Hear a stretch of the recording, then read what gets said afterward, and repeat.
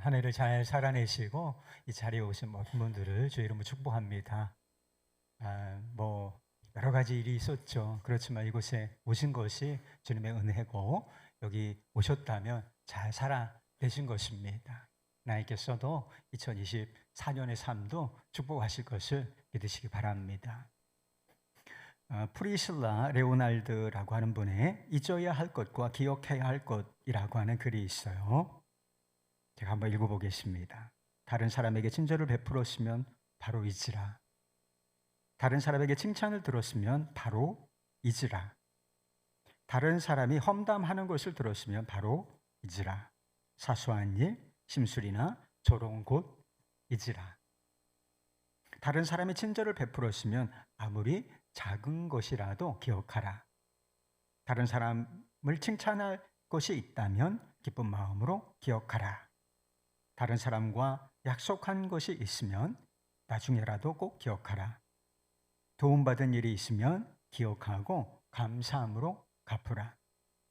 자신이 가지고 있는 행복을 기억하며 근심과 고통은 잊어버리고 용서하고 소망을 가지라. 선한 것을 기억하라. 진실된 것을 기억하라. 그리고 위에 있는 것을 모두 기억하라. 생각하라. 그러면 진정한 기쁨과 당신을 아끼는 이들의 마음을 얻을 것이다. 우리 삶에는 기억해야 할 것이 있고 잊어버려야 할 것이 있다는 것입니다. 여러분, 우리가 무엇을 기억해야 하겠습니까?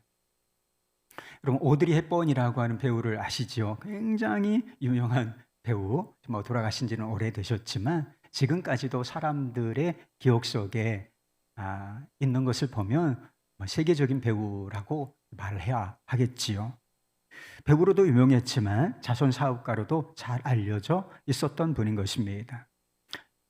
그녀는 유니세프 친선대사로 활동하면서 죽는 순간까지 고통받고 굶주려 있는 아이들을 위해서 헌신을 아끼지 않았다는 것입니다. 그녀가 이런 헌신적인 삶을, 고통받는 자들을 위한 삶을 살게 된 계기가 있었다는 것입니다. 그것은 그녀가 어린 시절에 겪었었던 일들, 그것과 무관하지 않다는 것입니다.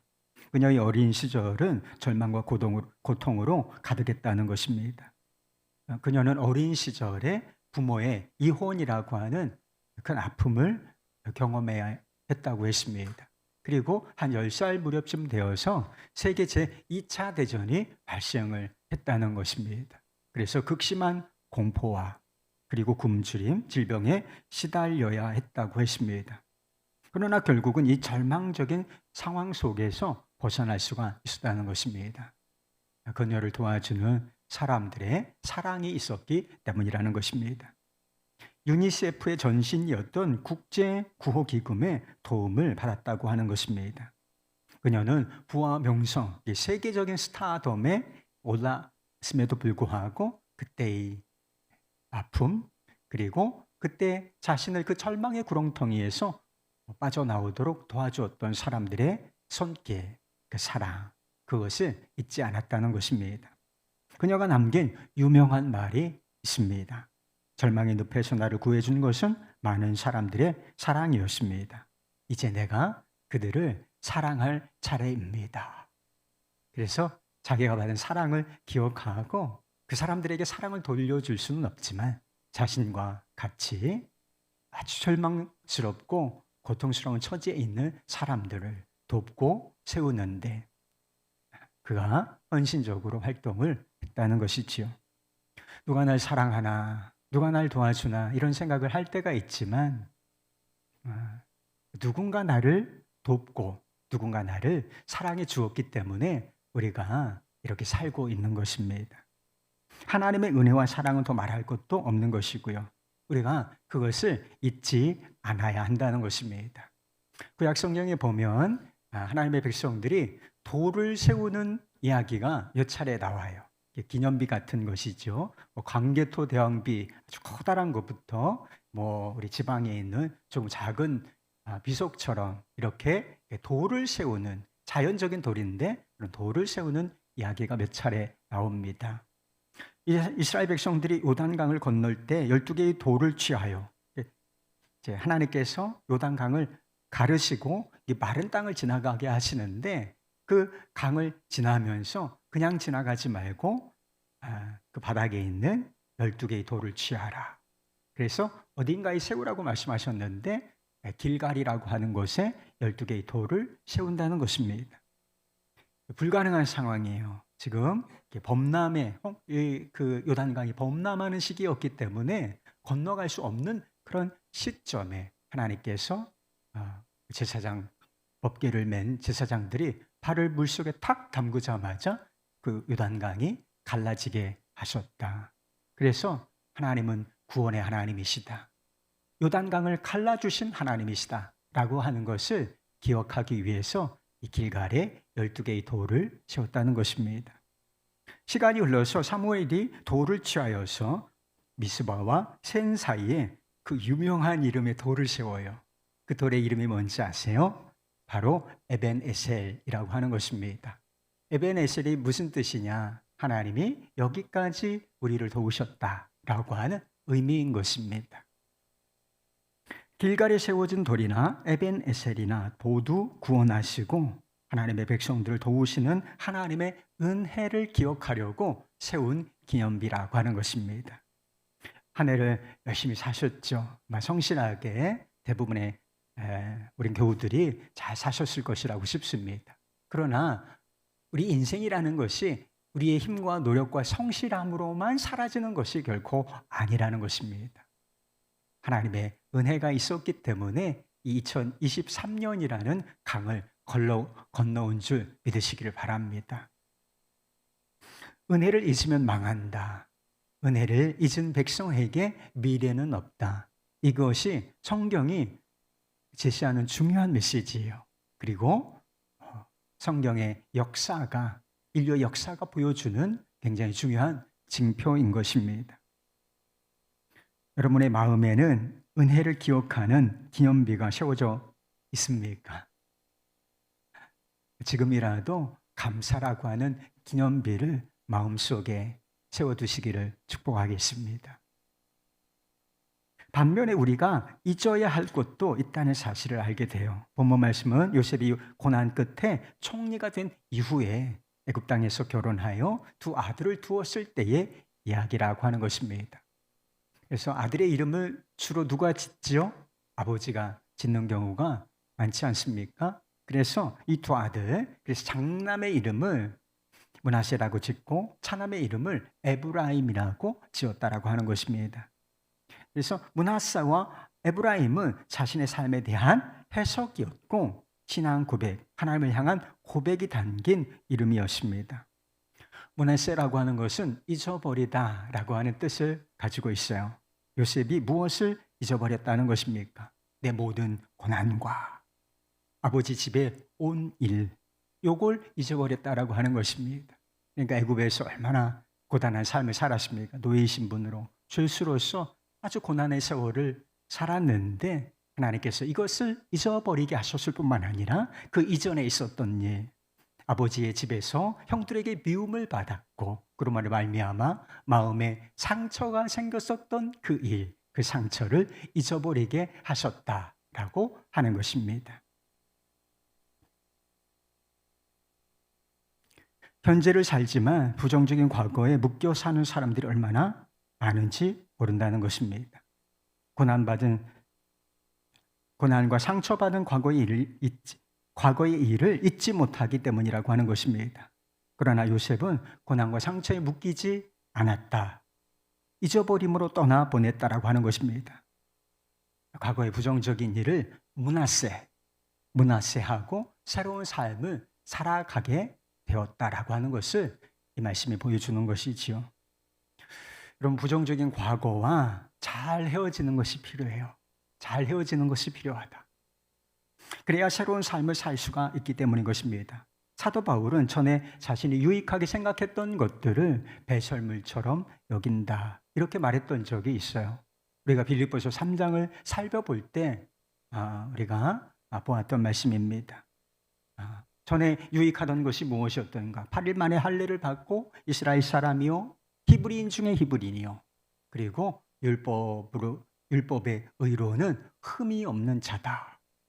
이런 것들 자랑하고 내세울 만한 이 모든 것들을 배설물처럼 여기노라 이렇게 말했던 적이 있죠. 왜 그렇습니까? 그래야 앞에 있는 이 표대를 향하여 달려나갈 수 있었기 때문이라는 것입니다. 그런데 바울이 배설물처럼 버린다고 한 것에는 그렇게 유익한 것들만 있었던 것이 아니라 상처가 하나 있었어요. 그게 무엇이냐면 자기가 과거에 교회를 박해하던 사람이었다는 것입니다. 그런 죄인이었다는 것입니다. 내가 복음을 모르는 무지한 자였고 주님을 대적하는 자였고 주님께서 세우신 교회를 박해하는 자였다. 그러나 그는 이런 과거와도 헤어지기로 결정을 했다는 것입니다. 그리스도 안에서 이전 것은 지나갔다. 그것은 과거의 일일 뿐이다. 분명히 내가 그런 사람이었지만 그것은 내가 복음을 모르던 시절에 과거의 일일 뿐이었다. 이렇게 정리를 하고서 배설물처럼 여기고 표대를 향하여 달려가노라 이렇게 고백을 하였다는 것입니다. 원래 산다는 것이 힘들지만 아마 올해 더 힘든 일이 있었던 분들도 있으실지 모르겠습니다. 마음에 깊은 상처가 되는 일이 있었던 분들도 혹시 있었을지 모르겠습니다. 성폭행범으로 요셉이 억울한 일을 당하죠. 그렇게 감옥에 갇히지 않습니까? 그래서 요셉이 억울한 일을 당했던 것처럼 억울하다. 내가 그런 게 아닌데. 이렇게 억울한 일을 겪었던 분도 혹시 있으실지 모르겠습니다. 그러나 요셉처럼 모든 일이 사실이라고 할지라도 요셉처럼 원하세 해야 하는 것입니다. 그렇지 않으면 고난과 상처, 억울함이 우리의 현재와 미래를 망칠 것이기 때문이라는 것입니다. 힘든 일이 있었다고 힘든 인생으로 계속 살아가야 하는 것은 아니지 않습니까? 상처를 받았어요. 이게 사실입니다. 그렇다고 해서 우리가 상처받은 인생으로 그냥 상처받은 자로 살 수는 없는 일이 아니겠습니까? 억울한 일이 있었다 할지라도 인생이 억울하면 안 되잖아요. 그러니까 원하세 해야 한다는 것입니다. 그 과거의 부정적인 일들에 묶이지 않고 새로운 삶을 살아가기 위해서는 반드시 이것이 원하세로 처리가 되어야 한다는 것입니다.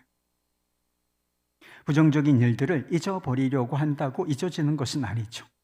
코끼리 생각하지 마세요. 그러면 코끼리 더 생각난다 그랬잖아요. 코끼리 생각하지 마요. 코끼리 생각하지 말라니까요. 그러면 코끼리가 자꾸 생각난단 말이에요. 그래서 힘들었던 일 잊어야지. 상처받았던 일, 나에게 모욕을 주었던 그 누구 잊어야지. 이렇게 생각한다고 해서 잊어지는 것이 아니라 그게 더 상처가 된다니까요. 그게 더 문제가 된다니까요. 요셉이 과거에 고통과 상처를 잊을 수 있었던 것은 하나님의 은혜 때문이었다는 것입니다. 51절 말씀, 하나님이 내게 내 모든 고난과 내 아버지 온 집을 잊어버리게 하셨다 하며, 잊어버림의 주어가 뭔지를 한번 살펴보세요. 잊어버림의 주어는 요셉 자신이 아니라 하나님이 잊어버리게 하셨다는 거예요. 하나님이 잊어버리게 하셨다. 하나님께서 어떤 방식으로 잊어버리게 하셨을까? 하나님 모든 것을 하실 수 있으니까 지우개를 가지고 요셉의 기억을 싹 지우셨던 것일까? 그래서 그 고난받았던 일 하나도 기억이 안 나. 그래서 형들에게 상처받았던 일, 형들이 내게 어떤 고통을 주었는지 하나도 기억나지 않도록 망각하도록 만드셨다는 뜻인가? 절대로 그렇지 않아요. 다 기억하고 있습니다. 자기가 얼마나 상처받았는지, 어떤 일이 있었는지. 그래서 온 집의 일이라고 하잖아요. 알고 있다는 뜻입니다. 고난의 세월, 모든 고난, 내가 어떤 고난을 받았는지 모른다는 뜻이 아니에요.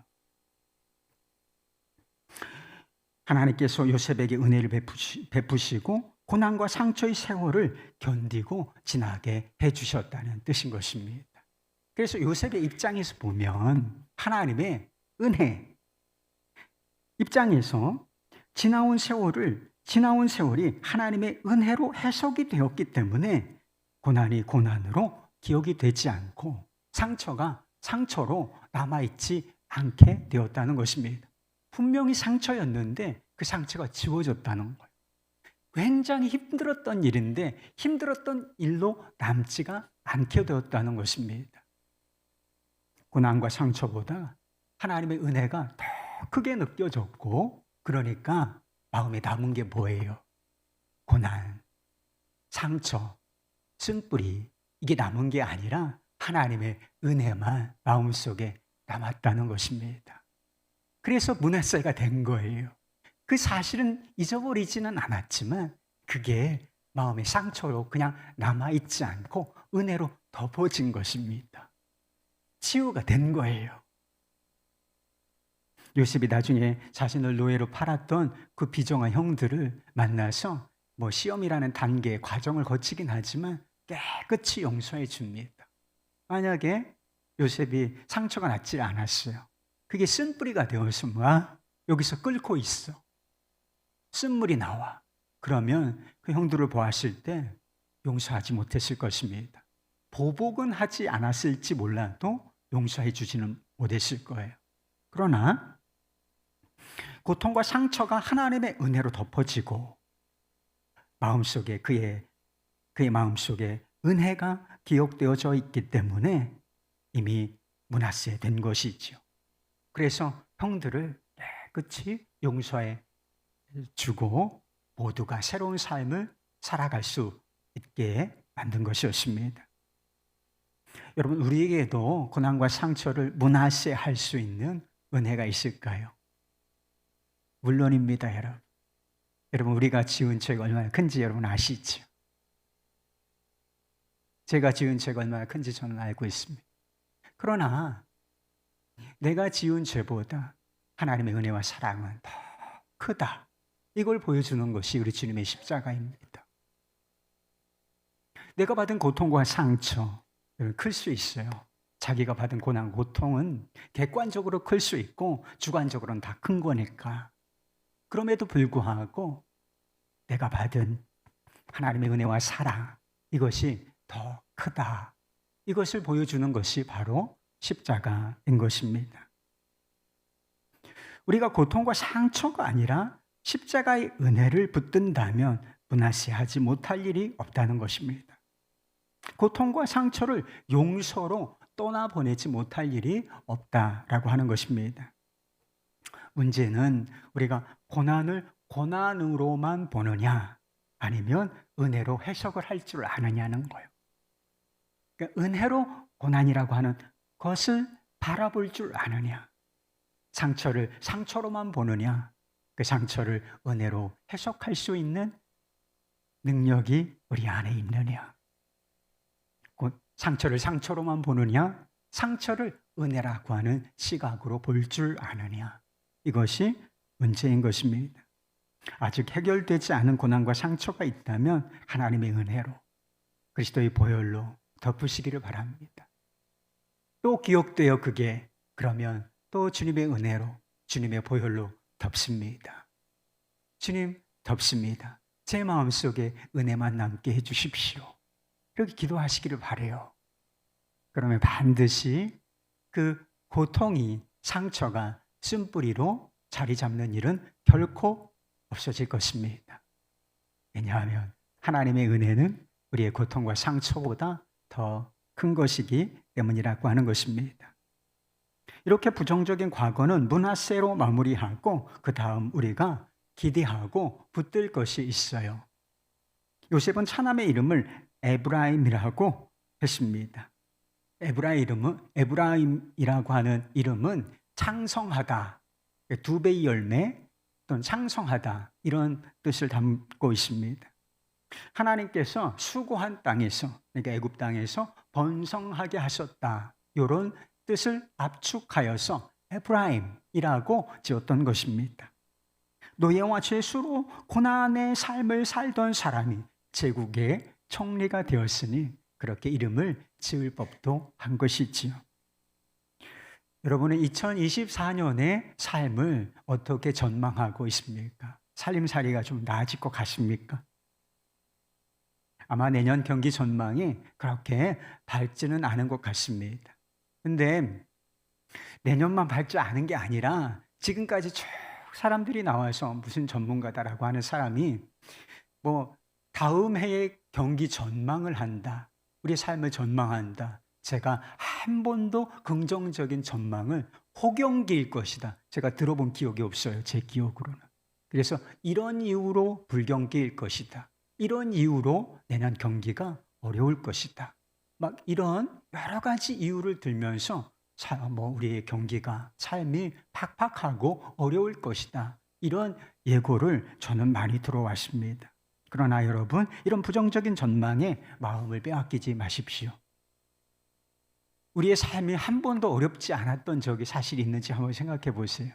우리가 한 해를 요단강처럼 건너는데 이게 그냥 수월하게 한 해가 사라진 적이 있는지를 한번 생각해 보세요. 광야에 서 있네. 이게 송구영 신 찬양으로 적절한지는 모르겠는데 적절해요. 적절해. 괜찮아. 우리의 삶은 원래 그런 거니까. 광야 같은 게 우리의 삶이요. 꽃길만 걸으세요.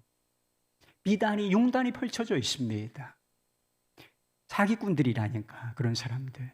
그런 복음 따라 다니다가 지옥 가요, 여러분. 삶 망합니다. 우리의 삶은 항상 팍팍한 면이 있어요. 왜? 우리가 이 타락한 세상 속에서 살고 있기 때문에 우리가 구원받은 하나님의 자녀지만 삶이 쉽지는 않은 것입니다. 그러나 우리는 내년에도 분명히 기억하세요. 잘 살아낼 것입니다. 우리에게는 우리의 수고를 에브라임 하시는, 창성하게 하시는 하나님이 계시기 때문인 것입니다. 그래서 부정적인 누가 전망을 하거라 그냥 잊어버리십시오. 잊어버리고 하나님이 나를 창성하게 하실 것이다. 내게 에브라임의 은혜를 베푸실 것이다. 여러분 그렇게 믿으시길 바라요. 그런데 우리가 에브라임의 은혜를 기도할 때 주의해야 할 사실이 한 가지가 있어요. 창성함 그 자체가 아니라 창성하게 하시는 하나님을 믿어야 한다는 것입니다. 52절 말씀, 차남의 이름을 에브라임이라 하였으니 하나님이 나를 내가 수고한 땅에서 번성하게 하셨다 함이었더라. 므낫세의 주어가 뭐라 그랬어요? 하나님이라 그랬잖아요. 근데 에브라임의 주어도 역시 창성하게 하셨다. 하나님이, 주어가 하나님이란 말이에요.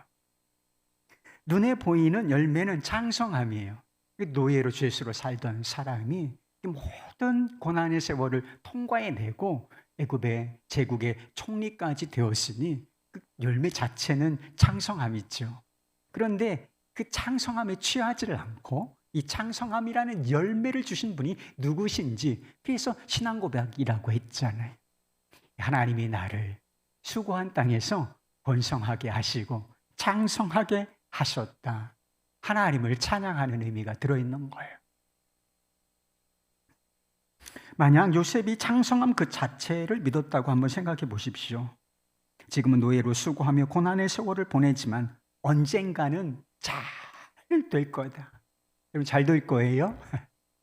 언젠가는 잘 될 거야.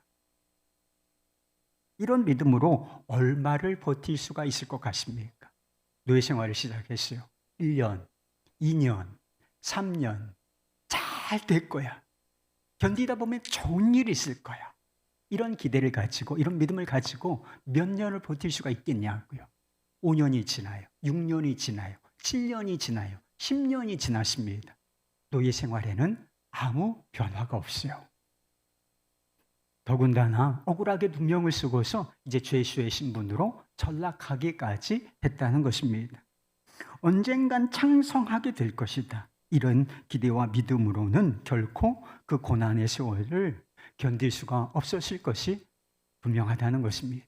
처음에는 그런 기대를 품을 수는 있겠지만 1년, 2년도 못 버틸걸요. 3년? 3년을 어떻게 버팁니까? 결국 실망하고 포기하게 되고 그렇게 되지 않았을까 싶습니다. 많은 사람들이 새해가 되면 막연한 기대와 소망을 품어요. 그래서 세상 사람들도 새해 소망이라는 것을 잘 얘기하잖아요. 그래서 요맘때쯤면 항상 해돋이도 보러 가고, 그래서 새해 소원, 새해 소망이다, 이런 이야기가 일반 방송에도 굉장히 회자가 되는 것이 있죠. 그런데 시간이 조금만 지나도 이 소망, 기대 어디 있어요? 어디 갔냐고. 새해 소망이라면서. 근데 3개월도 안 가요, 이거 여러분. 잘 될 거야, 이런 기대와 소망을 가지고 있지만 그 기대 3개월짜리도 안 된다는 거예요. 왜? 어렵고 힘든 일이 계속 인생 광야 같으니까 부대끼다 보면 소망은 죽어버린다니까요. 그 기대 그냥 죽어버려요. 왜 기대가 실망으로 변질되는 것이겠습니까? 왜 어려운 일이 있을 때 인내하지 못하는 것입니까? 왜 환경이 어떠하든지 간에 진실함과 신실함으로 우리가 살아내지를 못하는가? 복을 주시는 하나님이 아니라 복 그 자체, 창성케 하시는 하나님이 아니라 창성함 그 자체를 기대하기 때문이라고 하는 것입니다. 요셉이 기대하고 믿은 것은 창성함 그 자체가 아니에요. 창성하게 하시는 하나님이셨던 것입니다. 창조주 하나님, 그리고 자신의 삶을 주관하시는 하나님, 그리고 모든 순간에 자신과 함께 하시는 하나님, 그 하나님을 믿었던 것입니다. 그냥 하나님을 믿었던 거예요.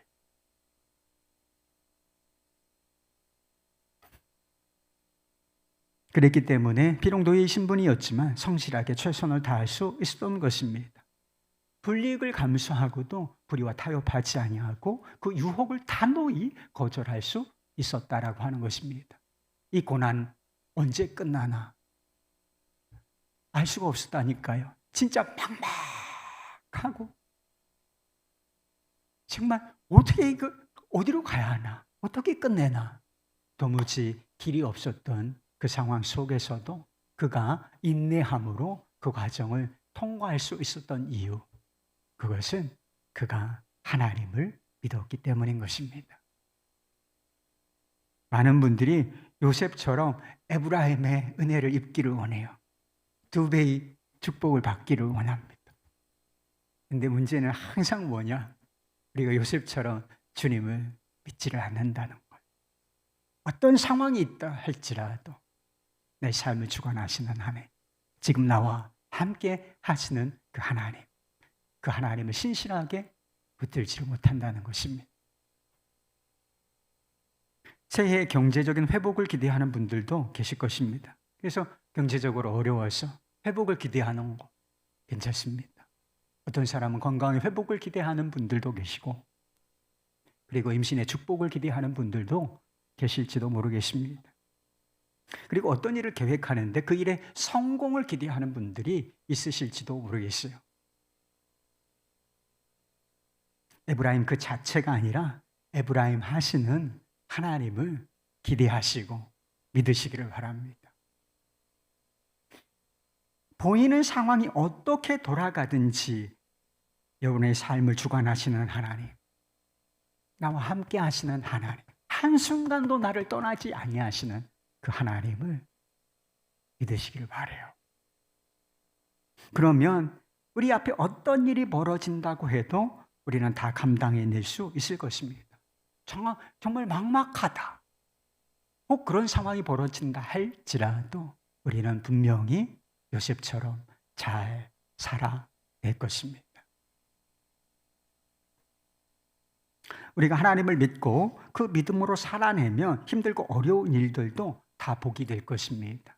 우리가 믿는 하나님은 악을 선으로 바꾸시고 수고와 고난을 에브라임으로 바꾸시는 하나님이시기 때문인 것입니다.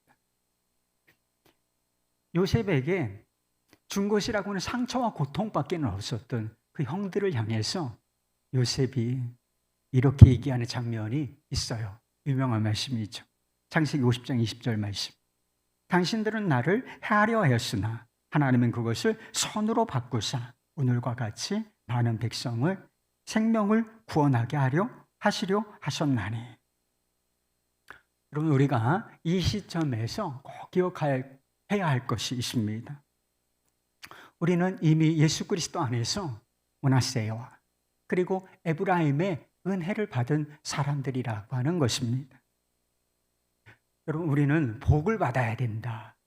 복에 대한 갈망이 크잖아요. 그렇게 생각하지만 여러분, 우리는 분명히 기억해야 할 것이 있다. 우리는 복을 받은 사람이라는 것입니다. 우리는 창속해 되어야 할 사람 정도가 아니라 창속해 된 사람들이라고 하는 사실인 것입니다. 저주밖에는 받을 것이 없던 이 죄인들, 하나님께서 예수 그리스도를 통해서 그 죄를 므낫세 하시지 않았습니까?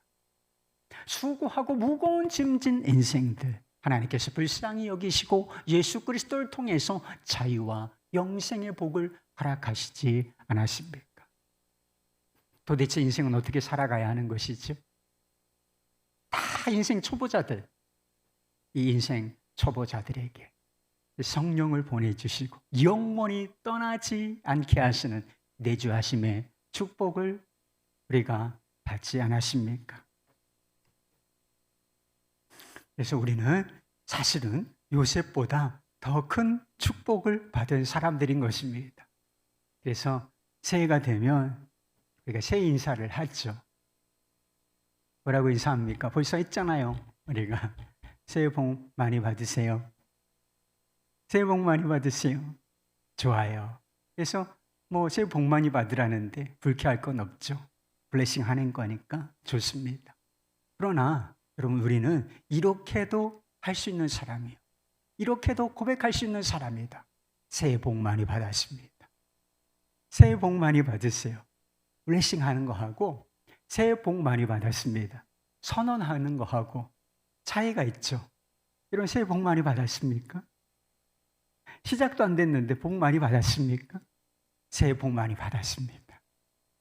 우리는 복 많이 받은 자예요. 그리고 복을 받을 자인 것입니다. 우리가 예수 그리스도 안에 있다면 므낫세와 에브라임의 은혜 속에 있는 것입니다. 모든 것은 이미 에브라임 하셨고, 그리고 에브라임 하실 것이고, 그리고 완전히 에브라임 하실 주님께 다 맡기고 그 주님과 동행하며 그 주님의 인도하심으로 살면 되는 것입니다. 그것이 우리가 하루를 살아가는 최선의 방법인 것입니다. 그리고 하나님께서 2024년을 선물로 허락하신다면 2024년을 살아내는 가장 최선의 방법인 것입니다. 2024년도 므낫세 하시고 에브라임 하시는 주님과 동행하시기를 주의 이름으로 축복하겠습니다.